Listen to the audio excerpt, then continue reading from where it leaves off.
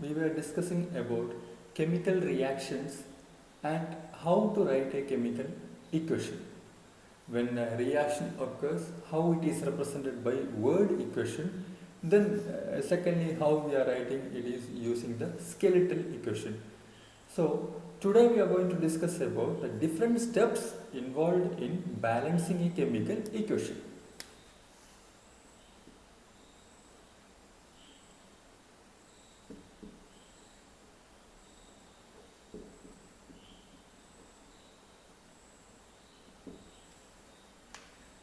In your previous class you have studied, ninth standard you have studied law of conservation of mass, which says that mass can neither be created nor be destroyed in a chemical reaction. Or you can say that one form of mass can be converted into another form, but there is no production of new additional mass or excess mass or extra mass is not being produced during that reaction. If you have 5 kg of reactants, you are getting the 5 kg of products. That is what law of conservation of mass says. Or else in another words we can say that the number of atoms remains the same before the reaction and after the reaction. That is what law of conservation of mass says. So here we are going to discuss about how to balance a chemical equation, which is very necessary depending on the law of conservation of mass. So we will take a simple example.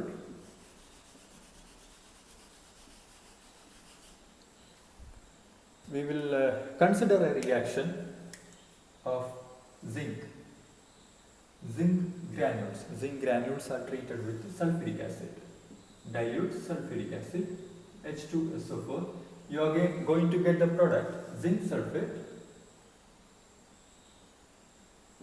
and hydrogen.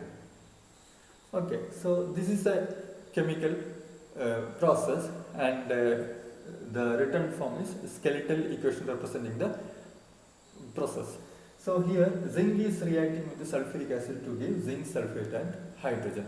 Now check whether these elements, the number of elements before the reaction and after the reaction, whether they are the same.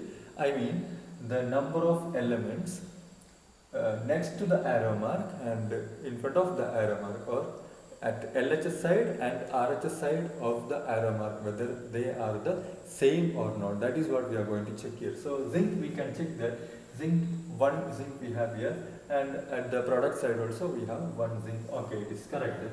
And hydrogen we have here, two hydrogen here, we have two hydrogen here. Even hydrogen number also same before and after the chemical reaction. Now we will move on to sulfur. Sulfur, we have one sulfur here, here also we have one sulfur. And the last one is oxygen. Oxygen we have 4 here, and after the reaction also we are getting 4 oxygen atoms. That means it is the same before the reaction and after the reaction. Hence this equation is already balanced equation.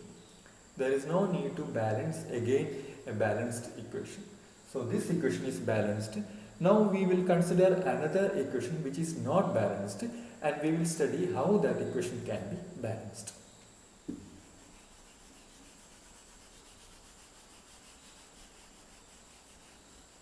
Consider the reaction of iron with water to produce Fe3O4 and hydrogen. We will come to know at the end of balancing of this chemical equation, we will come to know what kind of reaction it is or what is being produced during this reaction. So here Fe, iron, is reacting with water to produce Fe3O4 and hydrogen. So being the first step, I told you that the number of atoms of each element should remain the same before the reaction and after the reaction. So we are not supposed to change anything here. This is a stoichiometric combination of each element. Stoichiometry we are not supposed to change. That combination of each element to form a compound, that is not possible to change. But we can balance by adding numbers prefixed to the compound or element. We can add the numbers. So in order to make it sure that it is to be at the safer side, we will put all these compounds, whether the reactants or products, everything inside a box. Why I am doing it? Because we are not supposed to change anything inside the box. This box can be removed after balancing the equation. So whatever things you want to add here to balance this chemical equation, you can add number here, you can add here, here or here. But you are not supposed to add after this box. You are supposed to add before that box. Prior to that box, you are supposed to add the number to balance the chemical equation. So this is the first stage of balancing chemical equation, that you have included all these compounds, reactants or the products inside a box. Now it is safe. Inside the box, don't touch anything inside the box.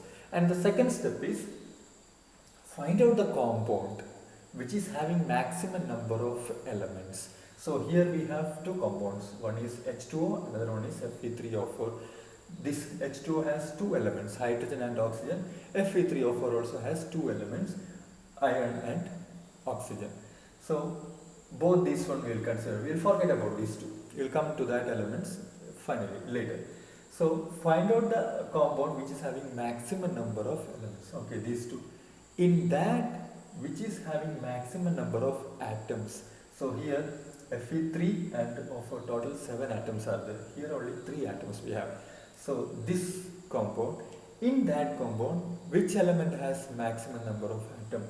So oxygen here has maximum number of atoms. So in this compound, iron has 3 atoms, but oxygen has 4 atoms. So first thing is find out the element in a compound which is having maximum number of elements, and in that compound which element has the maximum number of atoms. That is what oxygen we came to know, that oxygen. So we will check whether this oxygen is balanced. Okay, so how to check it? We should know where this should be balanced. So before that, what we have to do is, as the second step, so first step we have included everything in a box, and the second step you can draw a column which is in which first column is element and number of atoms at the left hand side and number of atoms at the right hand side.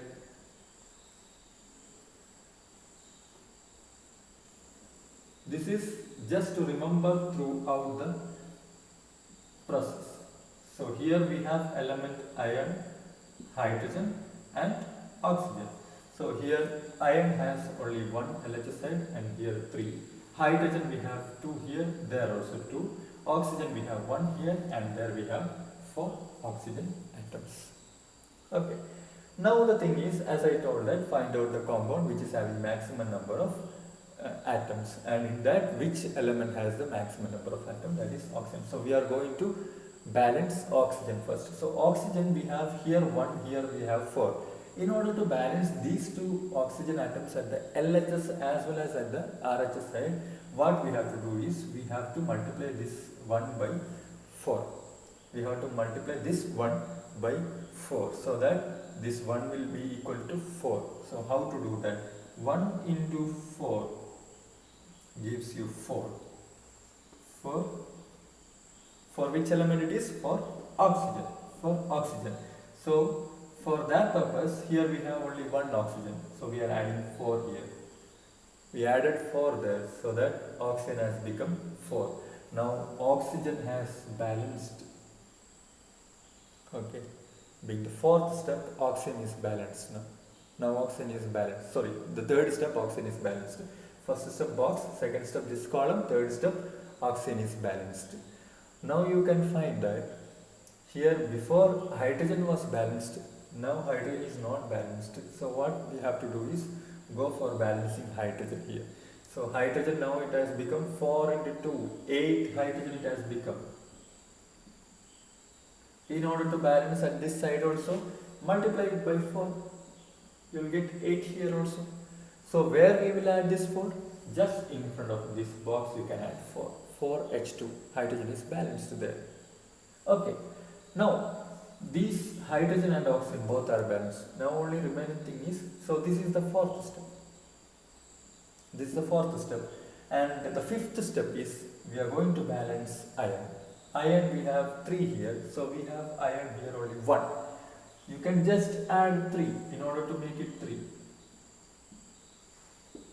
Multiply this by 3. In front of iron, the box, you add 3. You will get 3 Fe. Here also Fe3. Now the number of elements are same in both the sides, in case of iron, oxygen and hydrogen. So this is our 5th step. Okay, so we have come to the 5th step of this balancing a chemical equation. Now you can check whether all the elements are balanced in this equation. You can just check all the elements are balanced or not. Yes, iron 3 at the LH side and the same 3 at the RH side. Hydrogen 8 at the LHS, 8 at the RHS. Oxygen 4 here, 4 there also. Now what we have to do? We did not have these boxes at the beginning of this experiment or this procedures. So remove the boxes. We will get 3 Fe plus 4 H2O gives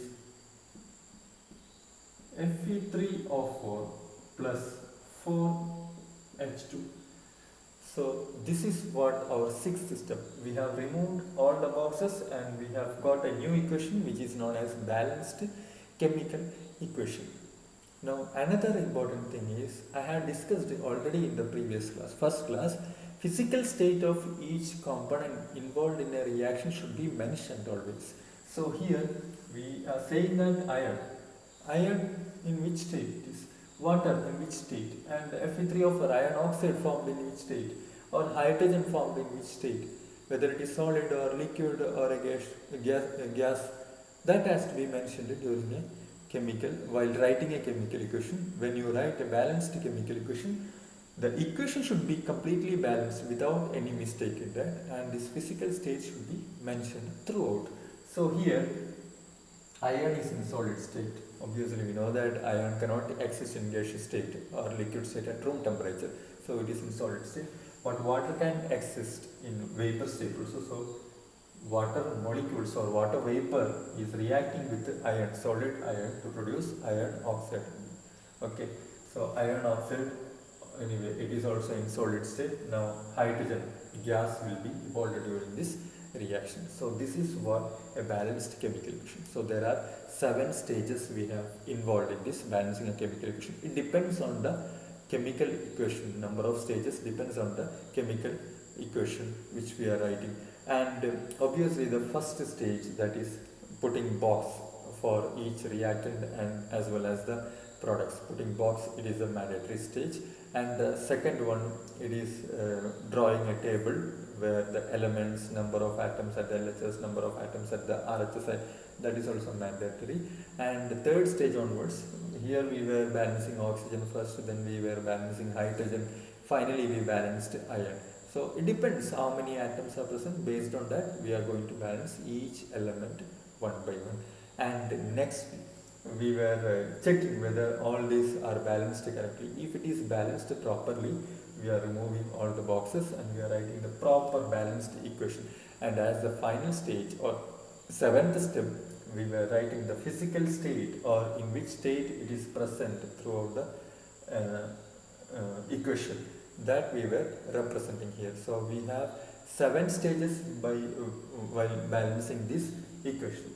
So it is very simple, and hope you all understood this concept of balancing the chemical equation. I will write one more equation here. You have few more examples in your textbook. Other than that, I will write one more simple equation how to balance chemical equation here. H2 plus I2 gives HI. Okay. H2 plus I2 gives HI. Hydrogen iodine gives hydrogen iodide. Okay, so it is not balanced. Only thing is, just by one look at this skeletal equation, just by one look you can make out how to balance it. You just add 2 here. It is all balanced now. Very simple process it is. So hydrogen in the gaseous state, iodine in the gaseous state, and we are getting it in the gaseous state. Depends on the reaction conditions, everything. Okay. So now this is the balanced chemical equation. So here I have used only 2 steps. So that is the systematic way which we previously mentioned, the systematic way of balancing chemical equation. So when you become an expert in balancing a chemical equation, you can just write down like this. Okay. So this is the simplest way of balancing a chemical equation. There are different methods to balance a chemical equation. Okay. This is the simplest way. As a basic chemistry student, you are going to study the simple way of balancing a chemical equation. So it is clear. It is clear from the textbook. It is already given how to balance a chemical equation, and a few more examples are also given. We will be discussing few more examples in coming classes also. After finishing this chapter, that chapter, we will be discussing some problems also. There again we will discuss balancing a chemical equation with a few more new examples. And this is another example which I gave. So if you have any doubt on balancing chemical equation, please comment at the bottom of this video, or if you have any equation to be balanced, please comment or please send a mail to this channel. Thank you.